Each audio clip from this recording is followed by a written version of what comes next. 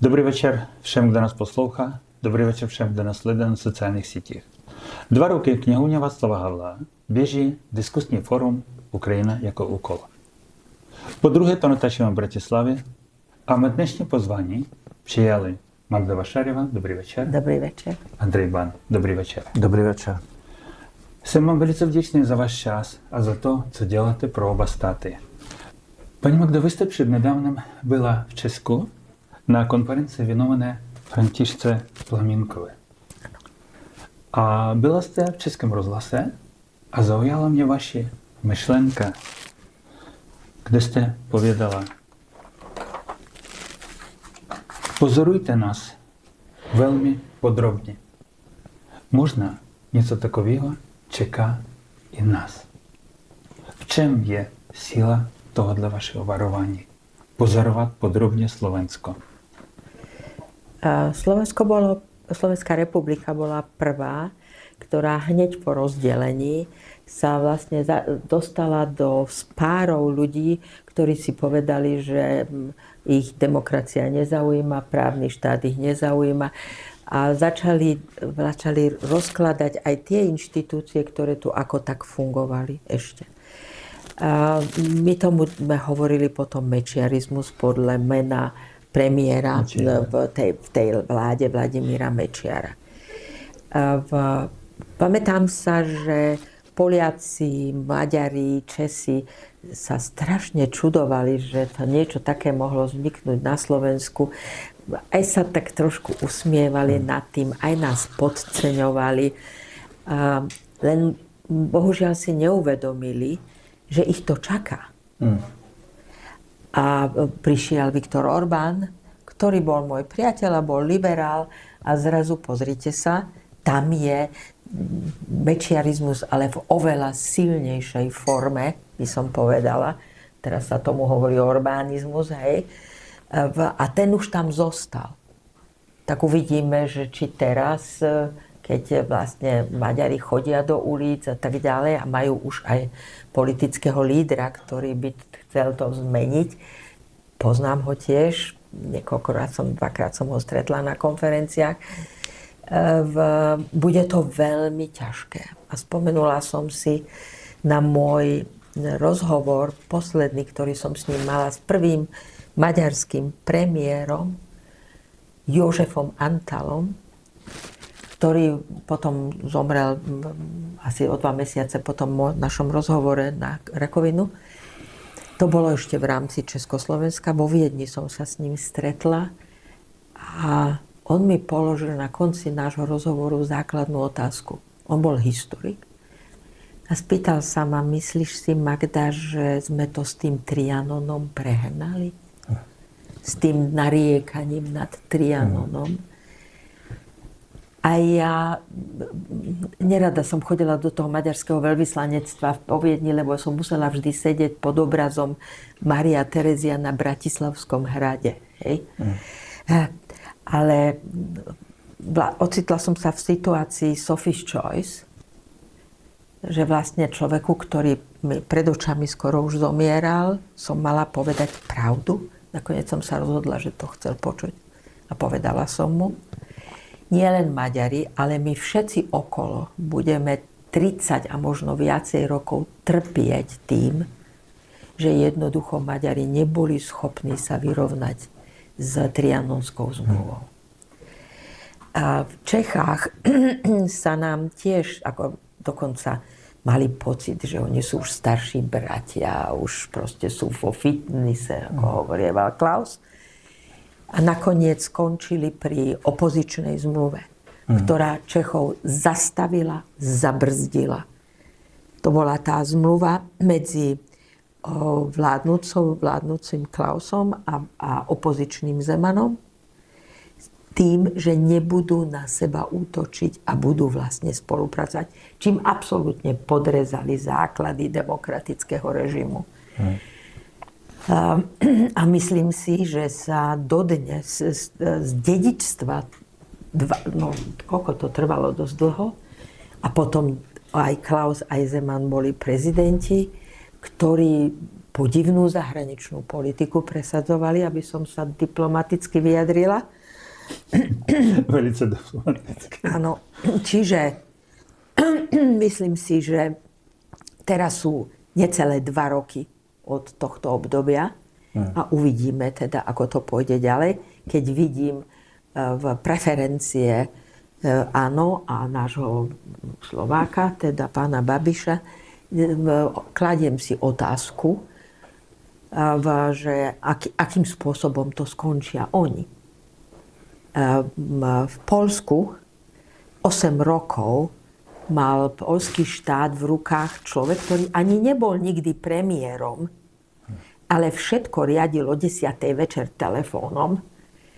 A to je Jaroslav Kačinský, ktorý neuveriteľne, on je taký malý, veľmi, skoro ho prehliadnete, lebo všetci ľudia sú vyšší od neho. A všetko riadil a 8 rokov rozkladal podľa Orbánovho receptu. Právny štát zničil, ústavný súd zničil, najvyšší súd zničil, teda obsadil verejnoprávne médium. Všetko tak, ako to robil Orbán. On to urobil za 8 rokov a teraz vidíme Donalda Tuska, skoro by som povedala osamelého, ktorý sa snaží to vrátiť späť s pár ministrami. No len, viete, keď niečo urobí nedemokrat, nedemokratickými prostriedkami a potom prídu demokrati a majú to urobiť demokratickými prostriedkami, to vrátiť späť. No, ako vrátite späť ústavný súd, keď sú tam sudcovia na 12 rokov? Čiže vychádzam z tejto skúsenosti a hovorím si, že toto je šanca. Slováci majú zase šancu veľkú. Ak my toto zvládneme, tak je to vlastne návod aj pre tých ostatných. A možno aj nie len teda to pre tú Vyšehradskú štvorku, ktorá teraz zomrela, asi definitívne podľa mňa, ale aj pre Srbov a čiastočne aj pre Chorvátov, keď nás pozorujú, akým spôsobom proste sa to dá, ako sa to dá, aby sme zostali. Čiže chodím, protestujem a tak ďalej. Preto som to takto povedala Čechom, pozorujte nás a pomôžte nám trošku. A poslouchejte a věřte tomu. Ano. Andrej, Magda řekla takové slovo pravda. Je to v dnešní době čím dál vzácnější. A chci se zeptat, vy jste byl v knihovně Václava Havla, představoval tam svoji knihu. To znamená, pracujete jak v Česku, tak na Slovensku. Zajímá mě, umí v dnešní době Češi, Slováci poslechnout tu pravdu? Rozumí ji? Chtějí ji vůbec přijmout? Tak najprv k tej knižke a k tej akcii v Prahe. Ja som vydal fotograficko-textovú knihu, ktorá sa volá Ukrajinské leporelo. Je to moja 4. fotografická publikácia. Všetky doterajšie boli o nejakých vojnových alebo konfliktných zónach, na ktoré sa špecializujem ako fotograf. A táto fotografia celá vznikla, to je taká rarita, tým, že som ju nafotografoval na môj smartfón. Pretože, a to je veľmi dôležitá vec, v tom je podľa mňa ako hlboký zmysel, pretože keď som jazdil na Ukrajinu teraz ostatné 3 roky, ja som tam aj jazdil pred 30 rokmi, a ľudia ma videli s tým veľkým aparátom na ulici, tak hneď sa pýtali, kto ty špión? Odkúda špión? A hneď volali milíciu, hneď volali políciu. A keď som vyťahol smartfón, tak nikto si ma nevšimal. A to je pre fotografa dar, ktorý je najvyšší. Ktorý sa vyplatil. Čiže táto knižka vyšla ako moja podsta, môj hold Ukrajincom, ktorí sa už dnes, to budú 3 roky, onedlho 24. februára, statočne bránia. A bránia sa ruskej agresii aj v časoch, kedy medzinárodná politická situácia je veľmi nebezpečná v zmysle, že novozvolený alebo staronový americký prezident Donald Trump hľadá spôsob, ako uzavrieť podľa mňa aj pre Ukrajinu nevýhodný mier, len aby sa mohol pred vlastnými voličmi chváliť, že niečo vyriešil v Európe a v podstate Európa ho ani veľmi nezaujíma. Čiže tá situácia je veľmi nebezpečná. O to viac si ja osobne cením Ukrajincov, o to viac sa aj snažím cez mojich priateľov na Ukrajine, či už sú to vojaci alebo občianski aktivisti, tej Ukrajine pomáhať. Zorganizoval som jednu veľkú zbierku a tak ďalej. Je nás na Slovensku viacero týchto ľudí a myslím, že občania Slovenska, ktorí napríklad na muníciu pre Ukrajinu vyzbierali viac ako 4 milióny eur, tak to je obrovská suma a to je vlastne... To je skupina Mier pro Ukrajinu, ne? No, to bola iniciatíva Munícia pre Ukrajinu. No. A to bola vlastne odpoveď nás, občanov, alebo odpoveď občanov Slovenska na tú proruskú, kolaborantskú a vlastizradnú politiku slovenskej vlády Roberta Fica, ktorý je na čele tej vlády. No a k tej vašej otázke. To nie je iba otázka, či je to na Slovensku, v Česku.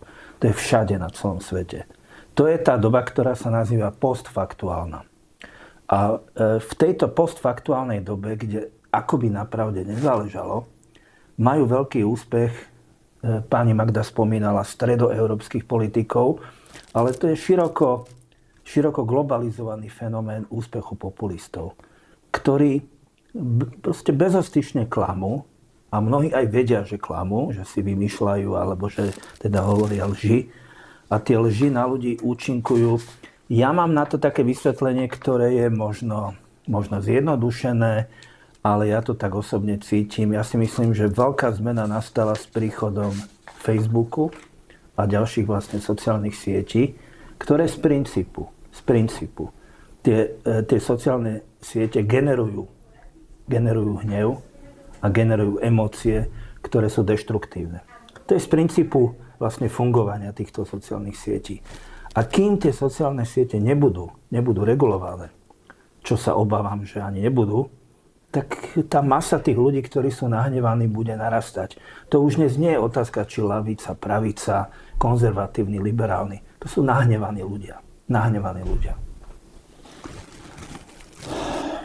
Je to takové trošku smutné, protože ten hněv se vyústí zase proti ty pravdě.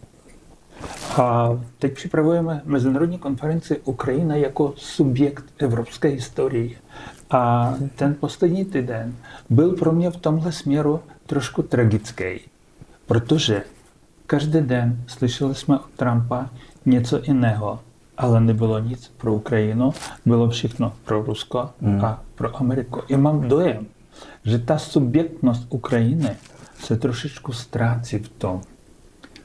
Podle toho, co vidíte, co slyšíte, dokáže Ukrajina tu subjektnost udržet, nestane objektom Ruska a Ameriky? Na čom sa zhodli Vladimír Vladimirovič Putin a Xi Jinping, teda Číňan, hej? Zhodli sa na tom, že systém, ktorý vznikol po druhej svetovej vojne a ktorý vybudovali západné demokracie, to znamená medzinárodné organizácie, ktoré umožňovali dialog, debatu, hej, medzinárodné zmluvy, o ktorých platnosť sa vyžadovala a dokonca bolo ako prekročením mravov, keď sa nedodržala nejaká medzinárodná zmluva. Integrácia, ktorá pokračovala, či už NATO, alebo Európske hospodárske spoločenstvo, potom Európska únia. To všetko oni už nechcú. Už to nechcú. Chcú, aby sa vrátila politika sily. Upozorňoval na to, niektorí politológovia upozorňovali, že toto môže nastať a že sa vrátime vlastne do 19. storočia na tzv. Koncert mociarstvo. Áno. Tento koncert týchto veľkých štátov, ktorí nechcú mať podpísané zmluvy, ktorí nechcú, aby ich nejaké medzinárodné inštitúcie, alebo nedaj Bože, medzinárodné súdy kontrolovali, alebo niečo takého. Oni si hovoria, ja som silný, ja môžem všetko A im teraz ide o to, aby sa tí silní dohodli a rozdelili si svet. Čo znamená, že pre malé štáty, a dnes sú európske štáty bez Európskej únie v podstate malými štátmi, hej,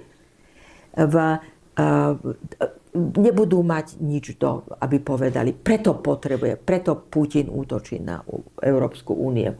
Preto začal Vance dnes, G.D. Vance, hej, hovoriť ako s malými deťmi, ako on, ktorý proste je nevzdialený človečik, tam normálne moralisticky prednášal na Mnichovskej bezpečnostnej konferencii, čo majú Európania robiť a akí sú hrozní, ako ničomu nerozumejú a tak ďalej a tak ďalej. Čiže a v tom je Ukrajina s nami. Lebo v tomto zmysle, či už Ukrajina ubráni celé svoje teritorium, alebo nie, je malým štátom. Lebo sa vzdala atomových zbraní. Hej?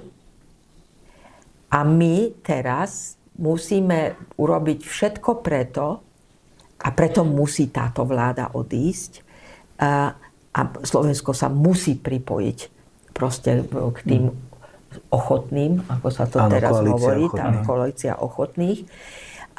Pretože v podstate my sme druhý najväčší. Teda tretí, keď rátame Indiu. Hej? Ale my sme tretí najväčší. My sme 540 miliónov ľudí. Hej? My sme najsilnejší hospodársky subjekt. Proste 150 miliónové alebo 145 miliónové Rusko je proti nám maličké.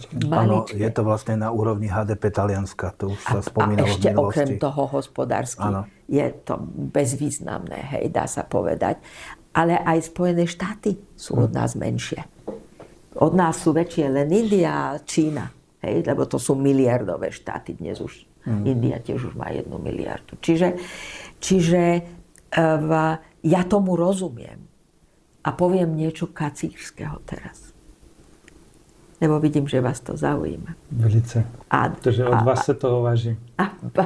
Môj priateľ Andrej, ktorým sa poznáme vyše 30 rokov, možno to ocení. Je to aj naša chyba. Liberálnych demokratických štátov. Kto rozhoduje o bezpečnostnej situácii na svete? Bezpečnostná rada OSN. OSN dnes stratilo akúkoľvek silu ako také. Nehnevajte sa, keď môžu štáty, ktoré nedodržujú ľudské práva, viesť komisiu pre ľudské práva, no veď je to výsmech. Hej? Štáty, ktoré neplatia OSN, rozhodujú, pretože tým delením aj v Afrike, aj vo všetkých štátoch vzniklo obrovské množstvo štátov, hej, ktoré vlastne hlasujú proti nám.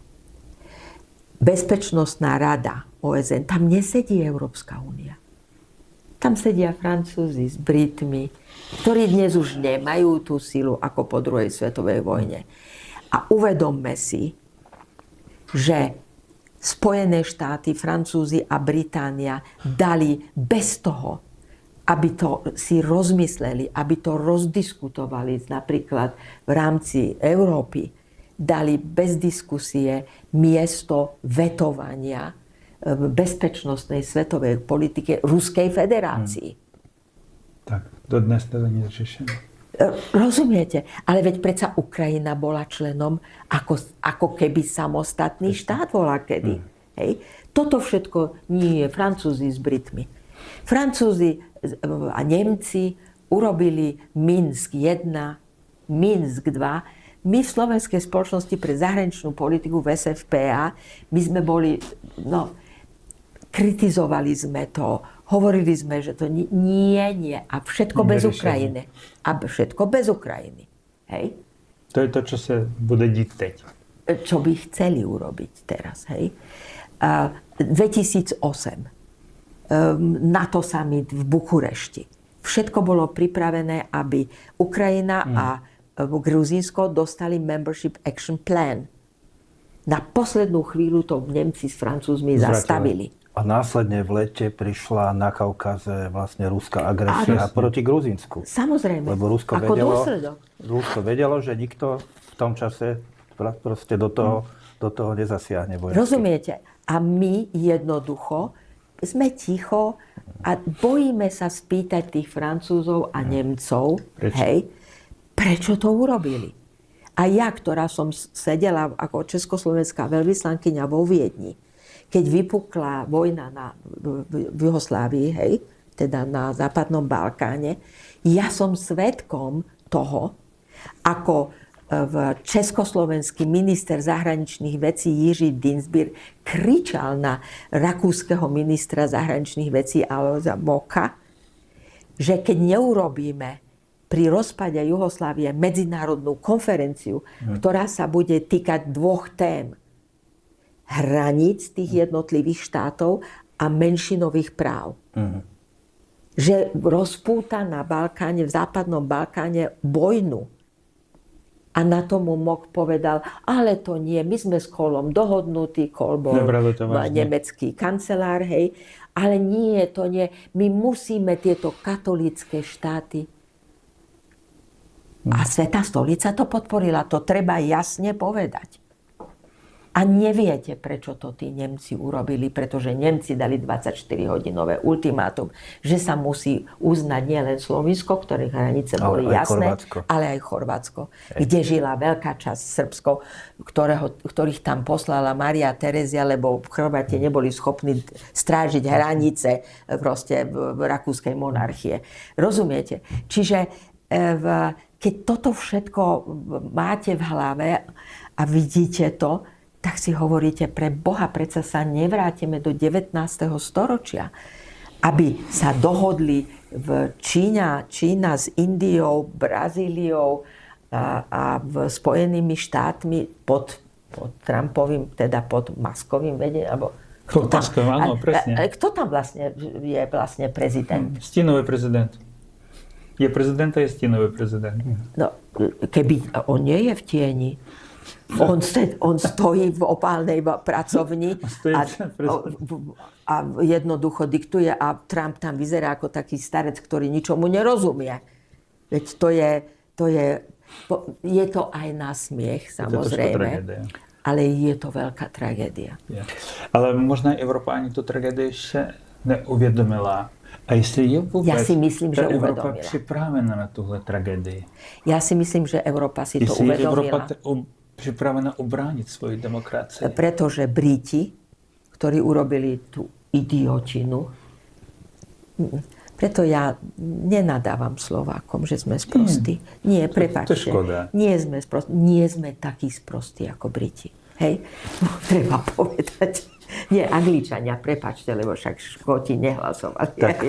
Čiže nie sme takí sprostí ako Angličania, že by sme sa nechali absolútne ešte vytiahnuť ešte aj z Európskej únie. Zatiaľ. No tak dobre, no. Verím. A Nóri sú v ochotných. To znamená Nóri, ktorí nie sú len v NATO a ktorí nikdy neuvažovali, že by boli v Európskej únii alebo niečo, nejaké drobné peniaze pustili ako v norských fondov alebo čo. Ale ináč oni sú samostatní a všetko. A teraz, pozrite sa, sú medzi ochotnými, hej? To znamená, že si to uvedomujú, že pokiaľ nebudeme všetci spolu, tak prehráme. Ešte, ak môžem, k tej vašej otázke vlastne k Ukrajine.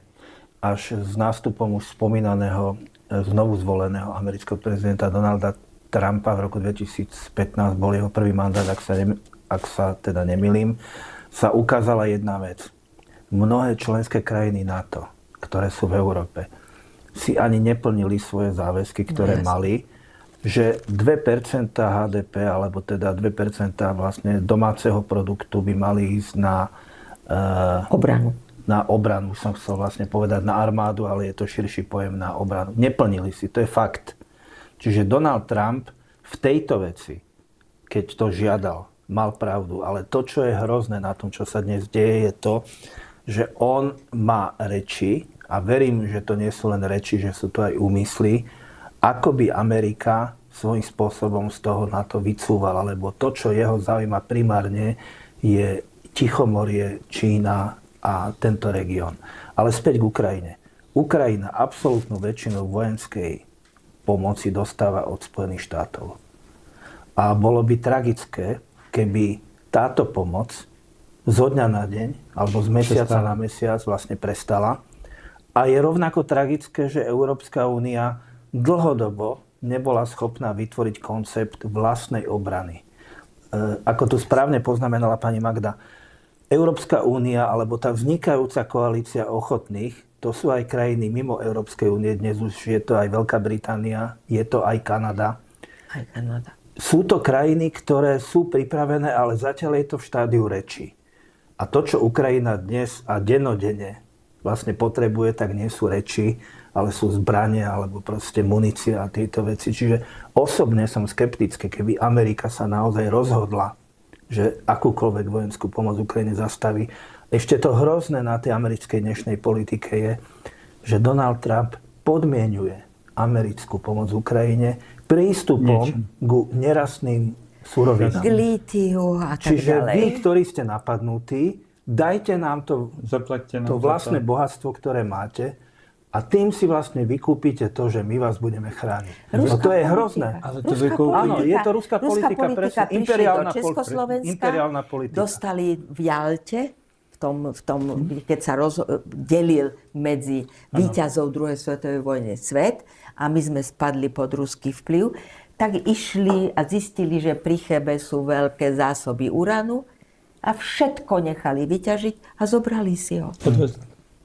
Oni nás oslobodili a my sme za to zaplatili niekoľkonásobne tým uranom. Zaplatíte svoje otroctve. Áno. To mi pripadá, to je úplne rovnaké. No a tu som chcel ešte jednu vec poznamenať. Európska únia má teraz nie, že o minútu 12, ale o 2 sekundy 12 v tom zmysle, aby pochopila a začala vytvárať akože reálne funkčné obranné vojenské štruktúry. Hej, Andrej, ale Európska únia v tomto zmysle neexistuje. Buď je to Európska komisia, alebo Európska rada. Áno, samozrejme. Ja som sa vyjadril zle. Hej, Európska rada. Európska rada, ale... A je pripravená Európska rada na to? No, uvidíme. Máte možnosti? Ale mali by tam byť aj zapojené štáty, o ktorých sme tu s pani Magdou hovorili, to znamená Veľká Británia alebo Kanada. No preto robia to ochotných, kde môže prísť aj Kanada, aj Veľká Británia a Nórsko, ktoré nie sú v Európskej únii. Ale sú veľmi silné tie krajiny, ekonomicky, vojensky. Samozrejme a sú proste to demokratické a majú právny štát a proste všetky tieto atribúty. To znamená, že ja neviem, ja mám veľký sentiment voči Ukrajine. Nikdy nezabudnem, ako ma môj otec zobral k ukrajinsko-slovenskej hranici už po druhej svetovej vojne, keď už teda nebola Karpatská Ukrajina súčasťou Československa, hej. Ale on ešte ako mladý učiteľ v 30. rokoch učil v Užhorode. Koľko bylo v tú dobu? Koľko mal rokov? Asi mňa? Ja som ešte vtedy neexistovala v 30. rokoch. On bol mladý človek, 23-ročný. Ja som po druhej svetovej vojne sa narodila. Čiže ja v tomto zmysle vidím tú Ukrajinu ako európsky štát. Ale je jasné, že v tomto koncerte mocností, ktoré chcú teda nastoliť tieto štáty, teda Rusko s Amerikou teraz, jednoducho Rusko bude usilovať o obnovu cárskeho, proste Kataríny II. Alebo ja neviem, čo sa on cíti ako Katarína II. Určite, Nebo Petr I. Ja keď počúvam, že je to návrat, Rusko také veľké. že to je návrat ku ére bývalého Sovietskeho zväzu, tak ja hovorím, to je omyl. To je návrat ešte ku cárskému Rusku, to, čo my dnes vidíme. No, samozrejme. To nie je vôbec akože resentiment iba za Sovietským zväzom. To je proste imperiálne cárske Rusko. A to, že Rusko dnes, dajme tomu Peskov, alebo Medvedev, alebo tak sa najviac vyhráža Poľsku. Hej? Ja tomu ja rozumiem. Však Poliaci boli jediní, ktorí obsadili Moskvu. 1666, ak si dobre pamätám. Hej? A nemohli ich stadiaľ dostať. A Poliaci si udržali vplyv na ruskú politiku veľký. Čartoriský a poradcovia proste Kataríny II. A až po Dzeržinského. Hej? Toho sviňáka hnusného. A ešte aj to bol Poliak. Čiže, ale Poliaci, to si treba uvedomiť, Poliaci nemajú nejaký veľký strach z Rusov. Viete prečo? Nie poprvé teda, oni majú v tej historickej pamäti, že teda obsadili Moskvu, ale majú, veľmi dobre si pamätajú 1921. Oni predsa porazili armádu Sovietskeho zväzu. Sami. Nikto im nepomáhal. Čiže oni sa najviac, bohužiaľ, tí poľskí nacionalisti sa najviac boja Nemcov. No a dnešné Poľsko vlastne buduje armádu, ktorá bude silnejšia ako je armáda francúzska, keď už hovoríme o vlastne sile štátov v tejto vojenskej oblasti. No, ak budú mať na to peniaze, ktoré im dávali vo veľkej miere aj Američania. Tak, no. Však Američania nedávno tam otvorili blízko Baltického mora veľkú americkú základňu, teda veľkú, no. Americkú základňu konečne Poliaci dosiahli niečo, čo je to aj paradox. Oni konečne dosiahli, že majú amerických vojakov s americkými raketami na svojom území a toto sa stane teraz v Spojených štátoch. Ale ak sa nemýlim, tak to súčasné Poľsko vynakladá už viac ako 3% 4 HDP, skoro. alebo 4%. Takže to je krajina, ktorá naozaj si veľmi jasne uvedomuje, čo dnes Európe aj Poľsku hrozí. No a preto ja sledujem veľmi pozorne tú protiukrajinské nálady v Poľsku, ktoré rastú. Nebezpečné velice. Ja poznám celú tú históriu proste Poľsko-Litovskej únie, kde vlastne Ukrajinci boli pod Poliakmi, hej. A Poliaci sa k ním správali trošku ako my k Rómom, čo mi je veľmi teda ľúto, ale bohužiaľ musím to povedať. A polonizovali, hej. Vy máte medzi sebou Poliaci a tisíce obetí. Hej? Tisíce obetí. A teraz, že sa dohodli, že budú po 80 rokoch exhumovať zase nejaké obete v nejakej na politické dedine. úrovni, na úrovni vedecké a historické. To je vlastne recyklovanie mýtov z minulosti, ktoré... Lebo ja sa pamätám, bola som v Krakove, kde prišla Oksana Zabuško. Aj sme sa spriateli, fantastická spisovateľka, a ja sa cítim jej kamarátka. A mala prednášku, ale musela utekať a ja som ju chránila mojim telom pred tými mladíkmi, jak sa volá, Młodzież Wszechpolska sa volá. Młodzież Polska. Áno. Musela som ju chrániť a ona vôbec nemohla dokončiť svoje vystúpenie. A keď potom mala také veľké vystúpenie, tak študenti sa zdvihli a odišli. To bolo pre mňa niečo, čo som si povedal, no ja to chápem, hej. Pretože to sú nacionalistické prejavy. A preto teraz píšem vlastne doktorskú prácu, kde sa snažím, neviem, či sa mi to podarí, vlastne zistiť, kedy vzniká ten politický nacionalizmus v tejto strednej Európe. A on vzniká na prelome 19. a 20. storočia, keď Ukrajina sa toho nemohla zúčastňovať. No. Ale nikto z nás nemal štát, okrem Maďarov. Pani Magda povedala takovou otázku a ptala se, kdo je prezident? Musk nebo Trump? Já vidím zatím dvě tváře Trumpa. Jedna tvář před volbama, to znamená, kdy před tu velkou okupací Ukrajiny Ruskem, on říkal Vladimire, nesmíš napadnout Ukrajinu, nebo já tě rozmlátím ti tvý kupoly, pod kterými sedíš. I totálně jinak otočila se retorika Trumpa vůči Putinovi a mě strašně zarazilo, když on řekl větu: Požehnej Pán Bůh Ukrajině a Rusku. Jak může srovnávat oběť agresora. Ja by som vôbec nebrala reči akékoľvek. Trump je On je vlastne realitný obchodník.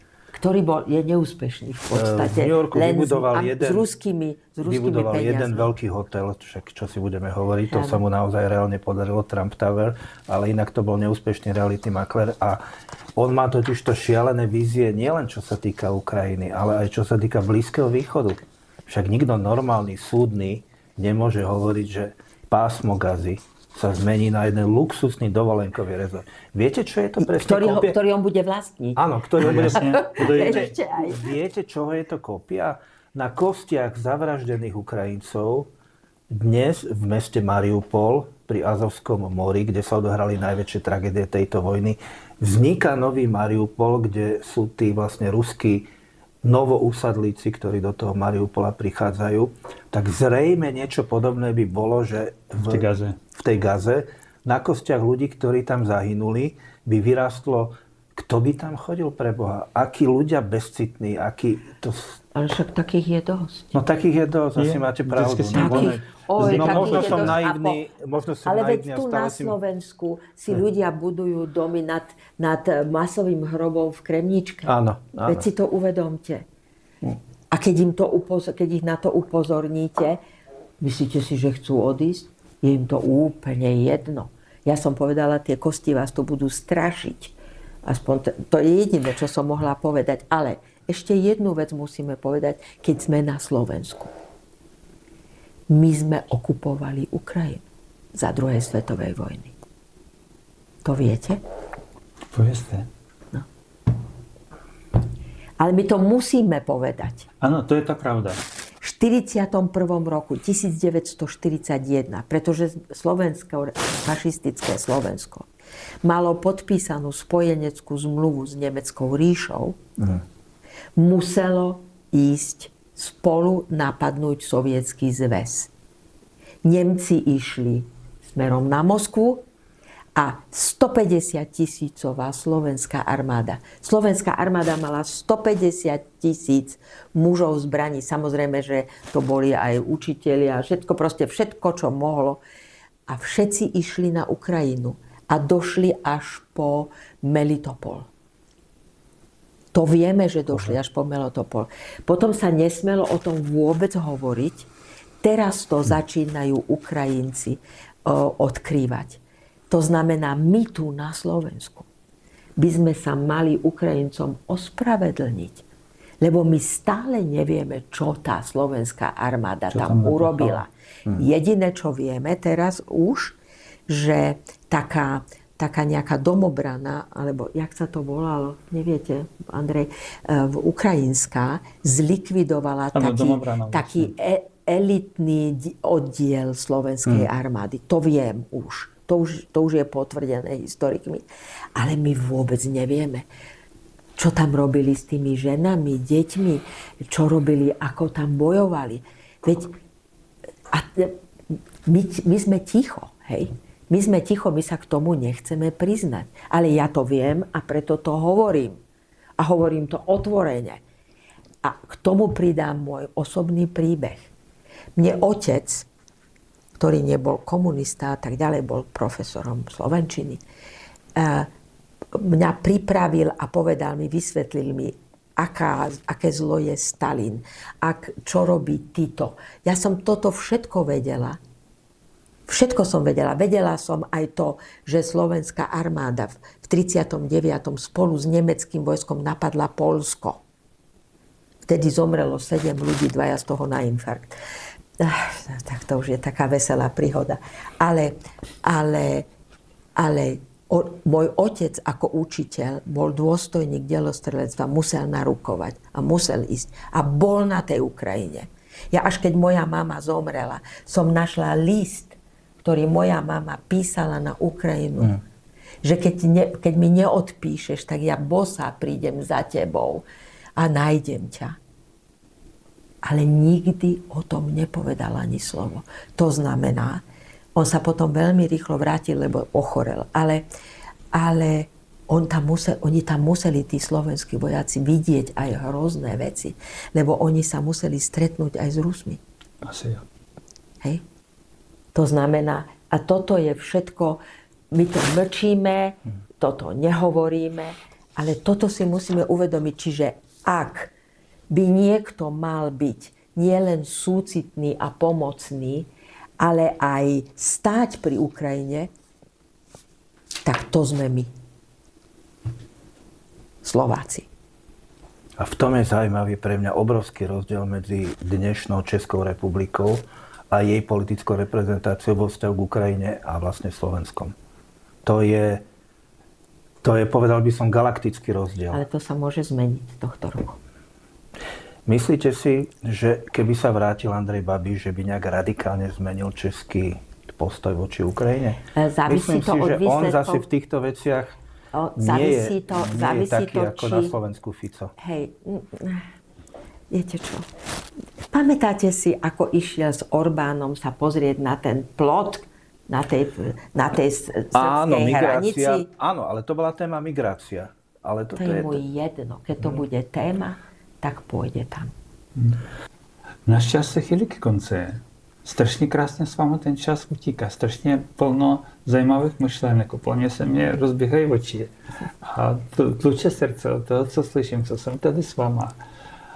A takový nějaký závěr optimismu do budoucna. Protože to, co se sype na nás dneska, ze všech stran. Mluvila jste o té mnichovské konferenci, to, co předvádí Musk a vlastně Trump vůči Ukrajině, to o nás bez nás. A největší hrozba Čína a tak dále, straší to třetí světovou. Jak? Optimismus, no. Toho optimismu trošičku, aby ta třetí světová nebyla světová. To nemôžeme ovplyvniť. Ale můžeme ovlivnit To, naše že- myšlení, naše chování a podporu vlastně toho boje. A ja budem trošku na začiatku ten agent diaboli. A musím vám povedať, že ak sa niečo jasne zmenilo vždy vo svete, v ktorom sme doteraz žili, tak to bolo vojnou. Vojnou. Či už to bol len nejaký regionálny veľký konflikt, alebo vyslovene svetová vojna. Ženy by sa nikdy nedostali k volebným právam, keby nebola prvá svetová vojna. Ja viem, je to hrozné to povedať, ale potrebujeme my neustále také otrasy, aby sme niečo zmenili? Ja sa bojím, aby som vám pravdu povedala, ako človek, ktorý sleduje zahraničnú politiku, veľmi pozorne a snažím sa, no tak teraz už nie celkom profesionálne, lebo sa nedostanem k všetkým správam, ale snažím sa. Ja sa bojím tretej svetovej vojny už odkedy Rusko začalo podporovať Irán pri budovaní atomovej bomby. Hej. To je čím straší atomovou bombu. A chcete sa zasmiať? Prosím. Nakoniec. Teda, Prosím. Trošičku nálady pro naše diváky. Ja som bola v tom roku 2006, som bola štátnou tajomničkou, teda viceministerkou zahraničných vecí. A bola som na rokovaniach v Moskve a a môj kolega bol taký karelský medveď. Viete, čo to je karelský medveď? Je taký obrovský dvojmetrový chlapík, proste hrozný.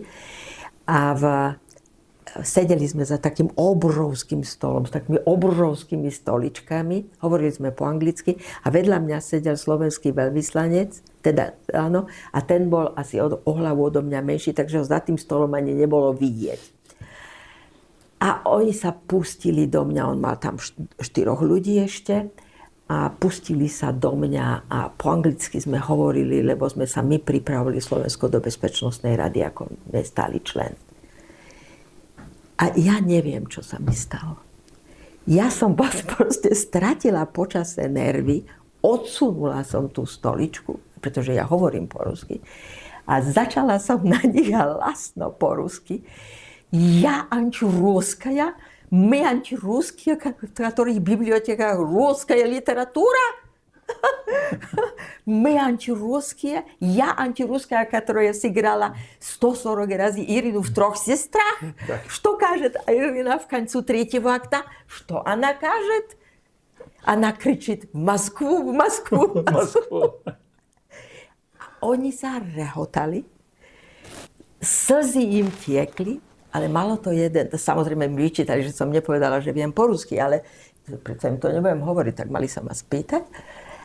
A on si ma zobral a medzi 4 očami mi povedal veľmi dôležité informácie o tom, akým spôsobom s Iránom rokujú. Poenta je tá, že keď Wikileaks prišli, zrazu som dostala telefón, americká ambasáda. Pani Magda, ste tam. Tento moja správa. No, vidíte. Takže nič nie je stratené. To si myslím ja. Hej. Nič nie je stratené. Všetko je ešte stále otvorené, pretože 14 prokurátorov 14 amerických štátov, aby som bola presná, podali teraz v žalobu na to, že Musk vlastne nie je človek, ktorý môže robiť takéto vôbec rozhodnutia. A je ich 14, to znamená 14 štátov, proste Spojených štátov. Čiže musíme držať palce, to nemôžeme ovplyvniť, aby Spojené štáty ubránili svoju federáciu. Hej? Lebo oni rozkladajú federálny rozpočet, hej? Federálne inštitúcie. Druhá vec je, musíme urobiť všetko preto aj tu na Slovensku, aby Slováci sa tiež pridali k tej skupine ochotných, čo znamená, že bude to vlastne taká regionálna sila aj s Kanadou, ktorá sa postaví proti proste Trumpovi a Putinovi. Hej? Samozrejme. Hej, Putinovi. Po tretie, hovorí sa o tom, že 500 miliard by mala Európska únia pripraviť pre Ukrajinu. Hej?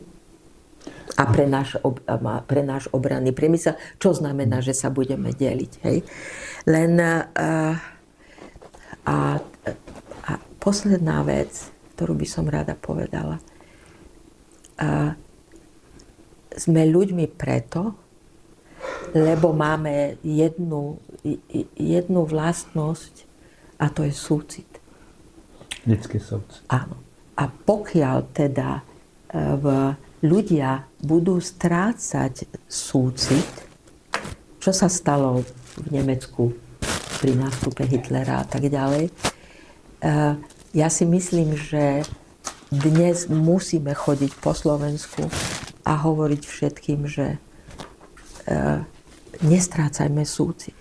Nemôžeme stratiť súcit, ktorý už strácame odkedy začala kampaň proti migrantom a proti sýrskym kresťanom priamo tu na Slovensku. Asi už nemáme čas, aby som niečo dodal. Andrej, ja jenom chci říct, že Magda byla velice pozitivní, velice optimistická, tak skúste s tým optimizmem, ať zakončíme v celku. No neviem, či je to optimizmus, každopádne je to veľký paradox, že vlastne zlepšené vzťahy medzi Spojenými štátmi a Ruskom budú minimalizovať riziko jadrovej vojny, keď si to takto povieme na rovinu. To je pravda. Je to hrozné pre Ukrajinu, ale pre vlastne nejakú globálnu situáciu, že si oni vlastne rozdelia teritória vplyvu, tak ako to bolo na Jalte, ešte je tu Čína, tak tieto tri veľké mocnosti nejakým spôsobom si rozdelia teritória. To vlastne obrusuje hrany možného budúceho globálneho konfliktu. Tretie svetové vojny. Je to hrozné, keď to takto povieme, ale je to tak. A čo sa týka optimizmu. Môj optimizmus spočíva v tom, že aj v krajinách ako je Slovensko je množstvo aktívnych občanov, ktorí napriek tomu, že tá situácia vyzerá zle až beznádejne, chodia na mierumilovné, ale tvrdé, jasné protesty do ulic, vystupujú na tribúne, nedajú sa zastrašiť, Ukrajine reálne pomáhajú zbierkami. V tom je môj optimizmus. Magdi, vy teď pojedete na mítingy po celém Slovensku. S jakou myšlenkou tam přijdete? chcem hovoriť o tom súcite. Lebo keď stratíme súcit, stratíme vlastne jednu z dôležitých ľudských vlastností a sme manipulovateľnejší celou tou propagandou, ktorá sa na nás valí. A cestujem a hovorím tým ľuďom, že som na nich hrdá. Pretože keď prídete do Bardejova, ako ja prídem, tam tí ľudia, ktorí tam budú, to sú hrdinovia. Pretože to prostredie okolo je veľmi nepriateľské. A tých ľudí treba podporiť. A to budem robiť aj naďalej. Ja len jednu vetu dodám. Keď sa dostala do parlamentu v roku 2016 na Slovensku fašistická strana Mariana Kotlebu, tak som s priateľom založil iniciatívu Zabudnuté Slovensko. 2 ľudia sme boli. Mali sme 44 diskusí v regiónoch, kde mala táto strana vysokú podporu, kde nám chodili 10 000 ľudí, študentov aj dospelých. A dokonca na tie diskusie začali chodiť členovia a sympatizanti tejto strany. Čiže to bola jediná možnosť, keď sme s nimi mohli hovoriť z očí do očí. Ja som sa tých ľudí nebál. Ja čo som vlastne zažil v Afganistane, v Iraku alebo v Kosove vojnové konflikty, tak tu nás s prepáčením nejakých zelených mužičkov, ako som ich nazval, milovníkov lesa, v tých zelených mikinách som sa nebál. A tým sme dali jasný odkaz aj ďalším ľuďom na Slovensku. Aby sa nebali. Pre mňa najväčší hrdina je malý chalan, ktorý mal 1,50 m na diskusii v Kežmarku, pani Magda. V Kežmarku prišiel do sály, kde bolo 150 ľudí a vystúpil. V tých prvých radoch sedelo asi 80 členov tejto Kotlebovej strany. A spoza nich vystúpil a hovorí Miňo. Miňo to bol Milan Mazurek, líder tejto strany. Otoč sa ku mne a teraz mi do očí povedz, že nie je pravda, že keď sme boli mladí a sprostí tu na Spiši, tak sme hajlovali, lebo sme hajlovali a ja sa za to hanbím. Jeden malý muž, to je jak tá slávna fotka z éry nacistickej 3. ríše alebo z tých 30. rokov, že všetci hajlujú z výšky, všetci muži. A jeden tam sedí. A jeden tam sedí, alebo jeden tam tú ruku nezodvihol. Toto bol pre mňa reálny hrdina. Toto bol v reálnom svete vystúpiť. Nie na internete, nie na sociálnej sieti, anonymne, ale v reálnom svete. С вами был програм «Україна як укол», а ми днешні гості Magda Vašariová, Andrej Ban.